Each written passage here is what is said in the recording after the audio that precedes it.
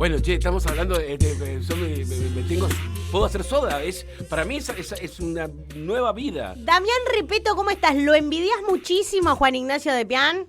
Lo envidio profundamente desde que me enteré que se compró la máquina de hacer soda. Él se la quería comprar. Bien, yo te envidio porque tenés la embutidora que yo no tengo.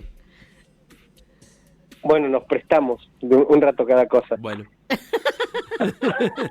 Nos juntamos a embutir y tomar soda. Sí.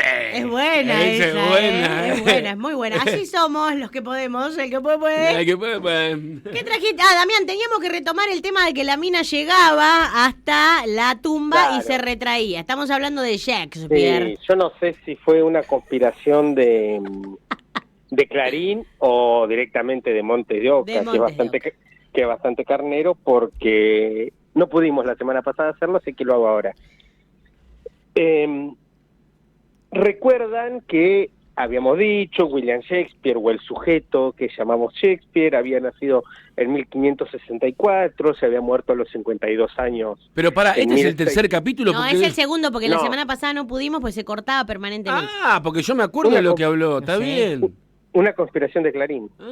Esa era la conspiración, no entendía. Yo no quería meterme, viste, en el chiste interno de ustedes, viste. No. ¿Cómo surgió todo esto? Todo surgió porque los masones dicen que no Shakespeare no existió. Y yo dije que en general los masones son gente de porquería, oligarcas, garcas y fascistas. Clarín, masones, seguramente el creador de Clarín, el inventor de Clarín, Noble, era un masón. Bueno, pero San Martín, San Martín. ¿San Martín no era masón?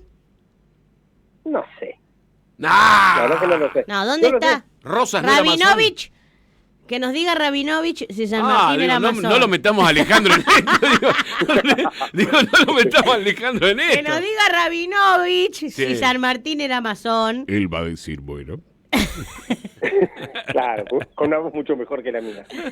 Bueno, entonces habíamos dicho, este sujeto, William Shakespeare, que había muerto en 1616 a los 52 años, que era un sujeto muy oscuro del que no se tenía mucha noticia, en 1626, o sea, 10 años después de su muerte, aparecen por primera vez compiladas sus 37 obras, menos un par que se compilaron después en otro folio. ¿De qué religión era Shakespeare? Y anglicano, como todos los ingleses. Ajá, ahí era anglicano, está bien. Claro, digamos, después de Eduardo VIII todos eran, digamos, cuando se convierte el anglicanismo a Inglaterra, era de esa rama, digamos, medio protestante. Y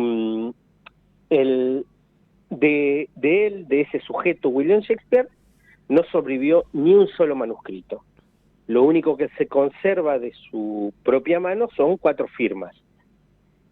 Toda esta situación, esta oscuridad y este desconocimiento comenzó ya muy rápidamente a alimentar la idea de que Shakespeare o bien no habría existido o bien era un seudónimo, este actor, productor teatral, director teatral, prestaba su nombre y que detrás de él se escondía bien un genio creador, que podría ser Christopher Marlowe, o bien un consorcio de escritores, y un conjunto de intelectuales, filósofos, políticos, que pretendían a través de las obras llevar adelante un mensaje político, dada la popularidad que tenían las obras.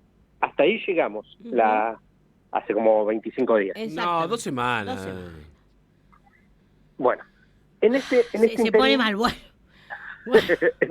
en este interín aparece en Estados Unidos una mujer llamada Delia Bacon, que no era pariente de Francis Bacon, uno de los hipotéticos miembros de ese consorcio, de esa cooperativa de escritores que pretendía llevar un mensaje liberal al público inglés. Marta Panceta.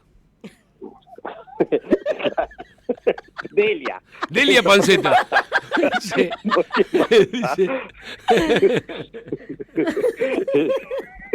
Claro. En fin, esta mujer había nacido en 1811 en Nueva Inglaterra. Nueva Inglaterra, el estado de Massachusetts, es el lugar ahí donde llegaron los primeros colonos ingleses a Estados Unidos, ¿no? A lo que después sería Estados Unidos, o sea, que nació en un lugar que es sumamente tradicionalista y sumamente conservador. Y ella vivía de dar clases, no obstante, de literatura inglesa a las señoras de la alta burguesía de Massachusetts, Boston y alrededores, para que tuvieran de qué conversar en las tertulias que solían organizar los ricos de la zona. Y en esas clases comienza a estudiar de manera más o menos sistemática la obra de Shakespeare. Y ella comienza a encontrar en los textos de Shakespeare una serie de referencias que a ella le parecían que correspondían con los principios filosóficos que estaban dispersos en la obra de Francis Bacon. Ese es su punto de partida, ¿no? Y comienza a investigar en Estados Unidos, y ahí llega a la conclusión, o a la hipótesis, más que a la conclusión. O sea, pasa que era ese tipo de procedimiento que existe mucho, sobre todo en los medios, en que se llega a la conclusión antes de poder desarrollar bien la hipótesis. Entonces ella concluyó que Shakespeare no existía y que en realidad atrás de Shakespeare se escondía un conjunto de creadores. Eso, que era la hipótesis, en realidad ella lo manejó como conclusión, por eso le fue como le fue. Pero no tuvo hijas Shakespeare, no tuvo una familia, una descendencia Sí, como para en seguir realidad la línea. no, él se casó con una señora un poco más grande que él en la época, que se llamaba Anne Hathaway, que tenía 2 hijos, una hija y un hijo.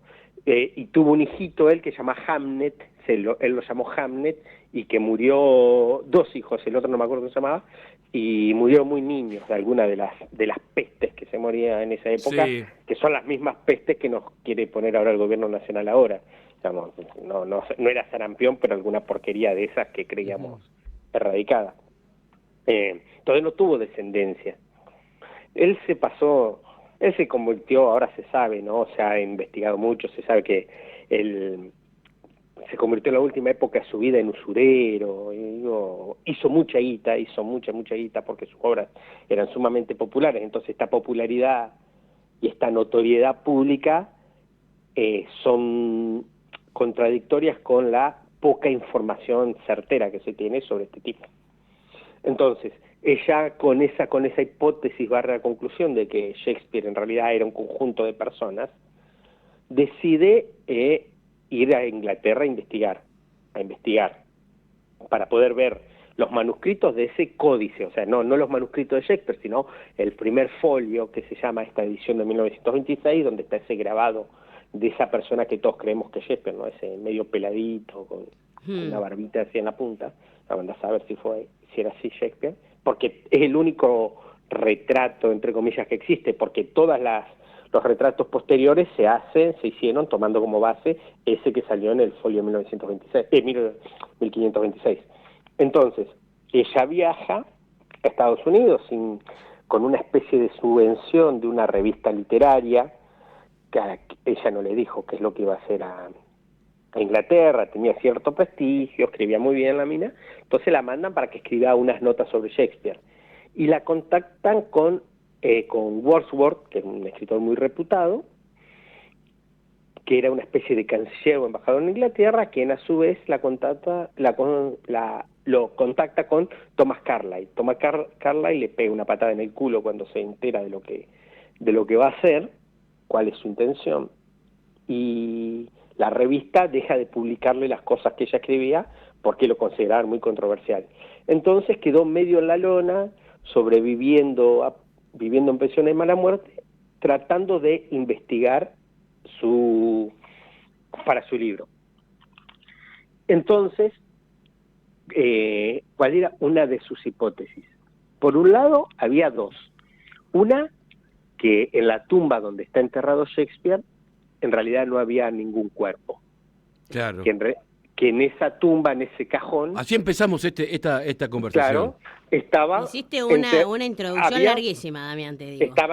Vamos a terminar en el mismo punto que dejamos la otra vez. Estaba recuperando la información para quienes no estuvieron en la... Muy bien, gracias. En la audición pasada.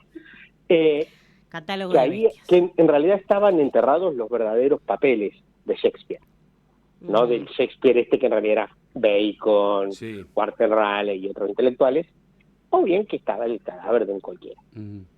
¿Y pero qué es lo que pasaba? Ella, acá habíamos quedado, que ella, cada vez que llegaba hasta la tumba, se paraba y se frenaba ante el epitafio dictado por Shakespeare, que ahí estaba grabado, que era una advertencia, ¿no? Que decía: buen amigo, por amor de Jesús, abstente de cavar el polvo aquí encerrado. Bendito sea el hombre que respete estas piedras, y maldito sea el que mueva mis huesos. Eso que desde cuando estaba más envalentonada, ella consideró que era una suerte de enigma, de advertencia que habían dictado estos intelectuales para que no se removiera por mucho tiempo esa tumba y no se descubriera la verdad, la frenaba. Cada vez que ella conseguía el momento de ir había sobornado, ¿no?, con unos mangos al cuidador del cementerio, iba pala y pico en mano para desenterrar el cadáver o desenterrar el cajón, se frenaba, digamos, lo hizo, estuvo meses visitando todos los días el cementerio, Damián. y no lo, o sea, nunca logró superar ese miedo. Entonces, ¿qué hizo? Publicó el libro. Pará. Nunca abrió la tumba. ¿Nunca abrió la tumba? Nunca abrió la tumba. Y nunca abrió la tumba. Hace 2 semanas que estoy acá esperando que abra la tumba. Bueno, no la abrió, y la mujer publicó el libro que se llama... Nunca abrí la tumba. El libro en 1852, que se llama La filosofía de las obras de William Shakespeare revelada. Hizo una tirada, qué sé yo, la publicó, consiguió un imprentero que se lo quisiera hacer, y el que era una especie de protector / amante, me parece, Wordsworth, porque se lo quitaba muy bonita, Delia Bacon, cuando vio el libro, le pegó una patada en el culo. Él ya no tenía funciones diplomáticas en Inglaterra, así que se desentendió totalmente del destino de la mina, y el desprestigio en que cayó el libro y el abandono de la comunidad intelectual la volvió totalmente loca. Tan loca que pasó los últimos 7 años de su vida, porque se murió muy joven, a los 48 años, encerrada en un manicomio. Un sobrino la tuvo que ir a buscar a Inglaterra, encerrarla en un manicomio, y ella nunca supo que en realidad estaba equivocada, digamos, porque en algún momento se realizaron algunos estudios, yo no sé si directamente se sacaron los huesos, pero con algunos rayos y demás se vio que ahí había un cadáver enterrado efectivamente en ese cajón. Y pasa esto que decís vos, Juani, que no se puede hacer un cotejo de ADN porque como no hay información, no se sabe muy bien, digamos, cuáles serían sus descendientes o sus ascendentes. Pues, entonces, de todos modos, esta historia que había quedado un poco enterrada como fantasiosa, la retoman ahora estos fantasmas de los masones, que en realidad tanto Delia Bacon, que era creía mucho en la palabra, digamos, me parece que es la que el mejor honor le hizo, porque lo leyó con una casi profundidad devota a los textos de Shakespeare. Y los masones también no entienden que lo haga una mujer de la medida del siglo XIX, por la concepción que se tenía de la literatura en ese momento, es comprensible. Ahora, llegado al siglo XXI, pero ya pasado un siglo entero, el siglo XX, de desarrollo fuerte de la teoría literaria, es una estupidez lo que pretenden hacer. Sea verdad o no, no comprenden que lo importante no es el autor, lo importante es la obra. Si Shakespeare efectivamente existió y escribió eso, o si no existió y fue un conjunto de tipos, no importa. Lo importante es la existencia de la obra. El autor no importa para la literatura, es un personaje menor. Vamos, hay un artículo hermoso de Roland Barthes que se llama La muerte del autor, y él plantea ahí que el siglo XX es el siglo de los lectores, y él dice, y el nacimiento del lector se paga con la muerte del autor. Lo que importa es el texto. Una vez que el texto está publicado, el autor deja de existir.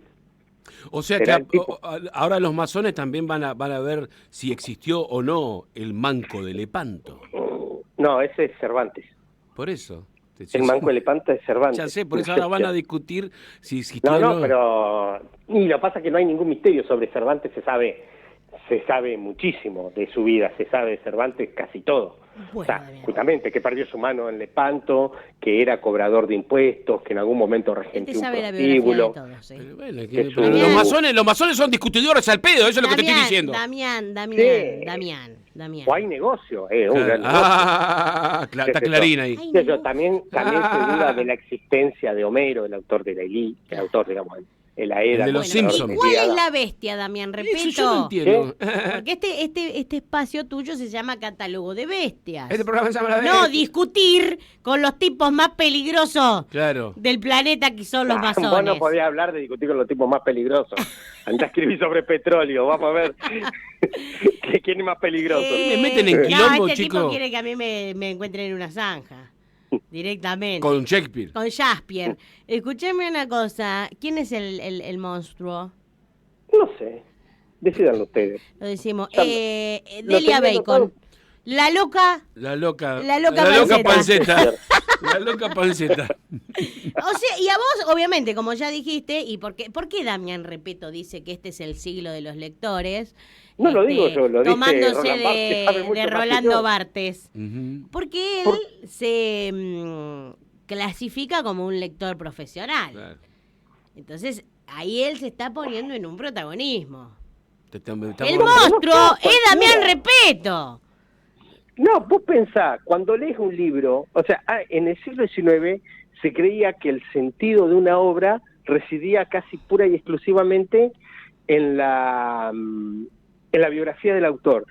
Y ese pensamiento ha persistido mucho. Entonces le hacen una entrevista a un escritor y le preguntan, ¿y qué quisiste decir con esto? Cuando el escritor es una persona seria y profesional, le dice, arreglate vos con el texto. Cuando es medio fantasmón, trata de explicar su obra. Y una obra no se explica, ni una obra musical, ni una obra pictórica, escultórica o literaria. La obra está, si se entiende o no se entiende, o es responsabilidad de quien recibe la obra y no tiene la capacidad de comprenderla, o es responsabilidad del autor que no fue lo suficientemente claro. Cuando sale el tipo, no, lo que yo quise decir es tal cosa. Bueno, lo dijiste mal, jodete. La próxima vez decilo mejor. También repito para ustedes, un tipo que no tiene amigos Aguante, en este Bardino. planeta, tal vez en algún otro. Bueno, puede ser, es medio extraterrestre. Sí. Sí, sí. Andá a tomar soda a casa. ¿Qué musiquita elegiste para cerrar? Elegí un clásico de Sex Pistols, God Save the Queen. ¿Qué te que parece? En última instancia es la que nos salva. Chau. Adiós. Chau.